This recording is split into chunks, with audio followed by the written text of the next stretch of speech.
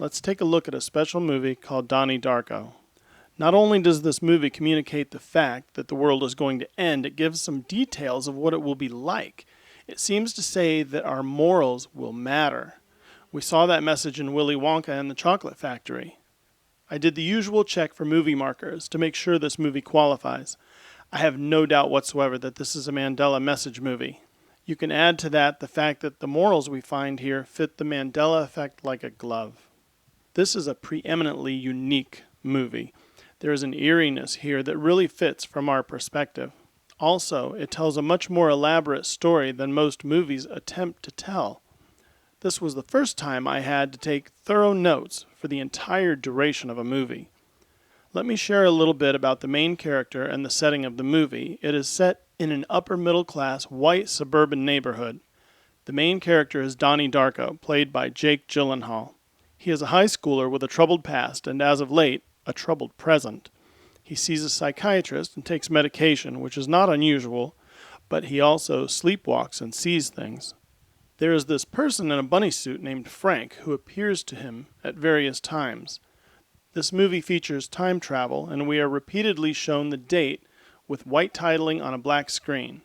The advancing date corresponds with the progression of the movie. The beginning of the movie is very important for understanding what comes later. Donnie rides home on his bike and has dinner with his family. He takes his medicine and settles in. His dad is sitting up alone watching TV. It is at this moment in the movie that we zoom in on a very interesting grandfather clock in the family's home. We will have to discuss this clock more thoroughly in a bit. Donnie is awakened by a beckoning voice. It's Frank. Donnie gets out of bed, goes outside and sees Frank. Frank tells him that the world is going to end in 28 days. A bit later, the dad is now asleep in front of the TV and Donnie's sister comes in the front door. She smiles as if she's been up to no good. Suddenly there is a massive crash and the house is breaking apart.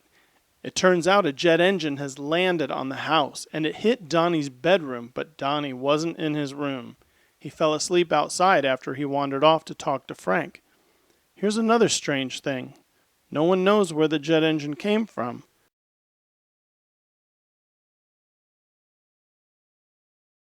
As the movie progresses, Donnie struggles at school, sees his psychiatrist regularly, and gets a girlfriend. Some interesting things happen. At school, Donnie's class talks about the meaning of a book they had to read for an assignment.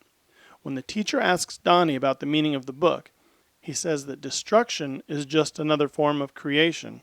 He tells the teacher that the kids in the book just want to see what happens when they tear the world apart. They want to change things, he says. I find this very interesting, since our higher being is saying that he is going to bring our world to an end and change things if we don't do something about the path we're on. Donnie has an appointment with his psychiatrist and tells her about Frank, his friend in the bunny suit. She learns that Frank wants Donnie to follow him into the future, and that Frank said the world is coming to an end. This brings me to another interesting observation. Donnie sometimes sees Frank in the mirror after taking his medication, and this is like what we saw in the movie The Matrix. Remember when Neo was getting removed from the Matrix? He took a pill and sat down near a mirror. Remember how the mirror warped and became like liquid? We see the same thing in Donnie Darko. Donnie takes his medication in front of the mirror and he sees Frank. When Donnie touches the mirror, it reacts by rippling like a liquid. In one of Donnie's classes at school, they show this strange self-help video series about controlling fear. People in the video are giving their testimonies about how they overcame fear.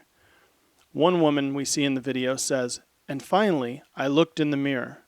Not just in the mirror, I looked through the mirror. In that image, I saw my ego reflection." We just got done talking about how this movie had a mirror-related connection to The Matrix, which is also a Mandela message movie. And now we have this. This part of Donnie Darko, where we hear, "I looked through the mirror," connects to Alice in Wonderland, yet another Mandela message movie. How does it connect? Alice in Wonderland was based on Lewis Carroll's book, Through the Looking Glass. That's the same as looking through the mirror. Mirrors are definitely significant somehow. There is a Mandela effect for side view mirrors on cars, and there's that changed line in Snow White. Mirror, mirror on the wall is what I remember. Now it says magic mirror. That's interesting, isn't it? I noticed another connection to the Mandela effect here. The self-help video series seen in Donnie Darko was made by Jim Cunningham. Jim Cunningham is a character in the movie played by Patrick Swayze. He is a public figure / life coach who lives in Donnie's neighborhood. Jim Cunningham gets busted for his involvement in a kiddie porn ring. That sounds a lot like Jared Fogle, the disgraced Subway Sandwiches spokesperson, doesn't it? This is interesting to us because the timeline of Jared Fogle's trouble with the law was changed drastically by the Mandela effect. If you remember where you were in life when the Jared Fogle scandal broke, you should really look up the current history of this event. This sex offender life coach in the movie gets caught when emergency services personnel respond to a fire at his house and find child pornography in a secret room. It was Donnie who set Jim Cunningham's house on fire. Frank told him to do it. Donnie is preoccupied with the idea of time travel, so he talks to his physics teacher about it. The physics teacher gives Donnie a book about time travel, and he is surprised to find that it was written by Roberta Sparrow. Roberta Sparrow is a character that appears repeatedly in the movie. She is an elderly woman who spends a great deal of time standing in the road, narrowly avoiding being hit by cars. As Donnie reads her book, he is amazed to discover it contains information about some of the strange things he has been experiencing. Donnie has an interesting conversation with his girlfriend. She asks, "What if you could go back in time and take all those hours of pain and darkness and replace them with something better?" "Like images or what?" Donnie replies. "Yeah, like a Hawaiian sunset, just things that remind you of how beautiful the world can be." Does that sound anything like the messages we are getting from the Mandela effects and message movies? Could it be related to these messages about the world being in its 11th hour and people needing to be kind? Maybe just a little, right? Because of his interest in the time travel book his physics teacher gave him, Donnie writes a letter to Roberta Sparrow. Donnie is now receiving ongoing hypnotherapy from his psychiatrist, and we get to see one such session where Donnie is upset. He is discussing Frank with the psychiatrist, but he is under hypnosis and is bouncing from topic to topic. It seems his psychiatrist is having trouble keeping up. Donnie talks about a disappointing Christmas, about vandalizing his school, and about torching Jim Cunningham's house. They begin talking about Frank and the reason why Donnie did these things. Then Donnie brings up time travel and says he was told by Frank that time's up. Donnie says Frank is going to kill. Suddenly Donnie screams, "I can see him right now." He then adds, "The sky's going to open up." His psychiatrist responds to this in a way I feel is very strange. She now seems to understand that Donnie is talking about the end of the world again, and she addresses Donnie's concerns. Here's what she says. "If the sky were to suddenly open up, there would be no law, there would be no rule. There would only be you and your memories, the choices you've made, and the people you've touched. If this world were to end, there would only be you and him and no one else." I have no idea why a psychiatrist would say something like that to a troubled young person, but that sounds a lot like Judgment Day. Speaking of Judgment Day, that's a theme we find in Ghostbusters, another Mandela message movie we'll be discussing. Donnie's sister finds out she got into Harvard, so Donnie suggests a party. It seems like a good time for it since their parents are out of town and Halloween is only 2 days away. The party is a big one, and Donnie's girlfriend is there with him. As they are coming down the stairs in Donnie's home, the movie has us zooming in on that curious grandfather clock we saw before. This is the second time our attention is being very obviously directed to this clock. Once again, it is showing midnight and chiming. The day that is beginning is October 30th. Frank said the world would end on this day. Donnie finds a note from Frank on the fridge. It says, "Frank was here, went to get beer." Donnie is reminded of what Frank has been telling him, and he decides he must go right away to see Roberta Sparrow and discuss time travel. Donnie's girlfriend and 2 others join him for the bike ride. When they get to the old lady's house, they are attacked, but the attackers run away when a car approaches. Roberta Sparrow is once again standing in the road in front of her house. The approaching car swerves to avoid her and hits Donnie's girlfriend, killing her. The driver of the car gets out and we see it is Frank. bunny suit and all. Donnie has his dad's gun on him, so he takes it out and kills Frank. Donnie carries his dead girlfriend to his home and puts her in his mom's car. He drives her up to the top of a hill and watches a dark funnel cloud that is formed in the distance. In the sky there is a jet plane flying. It is the one that's bringing Donnie's mom and younger sister back home. As we are shown the interior of the plane, we hear the conversation Donnie had with his physics teacher about time travel. The basic principles of time travel are there. You've got your vessel and your portal, and your vessel can be just about anything, most likely a spacecraft, metal craft of any kind. Suddenly there is a crashing sound on the plane that scares everyone.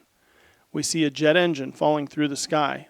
Moments later, we see it traveling through some sort of tunnel in the sky. Apparently, the falling jet engine is traveling through a wormhole or portal of some sort because time is running backwards. We see previous scenes in the movie running in reverse. During this montage of scenes, we hear Donnie's voice reading the letter he sent to the old lady.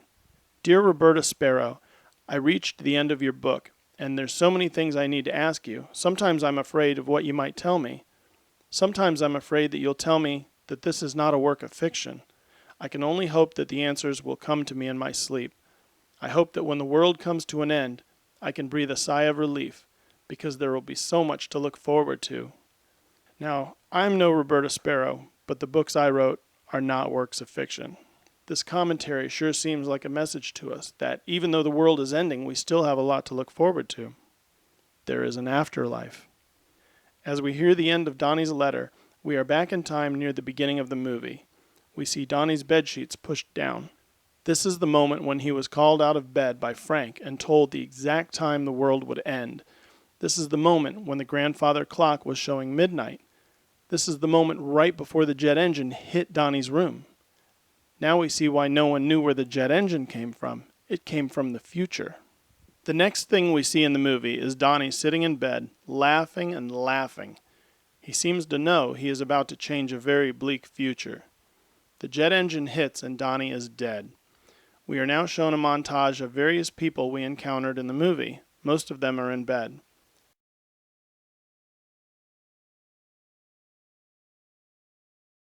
We see Frank, and he is now alive. We see Donnie's grieving parents and sisters in the front yard. The girlfriend he will now never get to meet rides up the street on her bicycle and stops to see what's going on. So there you have it. The message that sometimes you have to change the past to fix the future comes across loud and clear. The movie also showed us a fight against evil when Donnie exposed a local sex offender. Fight evil is a theme we see in other Mandela message movies too. The movie talked repeatedly about the end of the world, but it was really the end of some of the people in the movie, not the whole world. That's because the message that the world is going to end is for us. So what's the story with this grandfather clock? It was shown in a very deliberate way, 2 different times. They zoomed right in on it. Take a look at it. The clock is showing midnight and frowning. Do you see the meaning? This is what comes after our 11th hour, the sad end.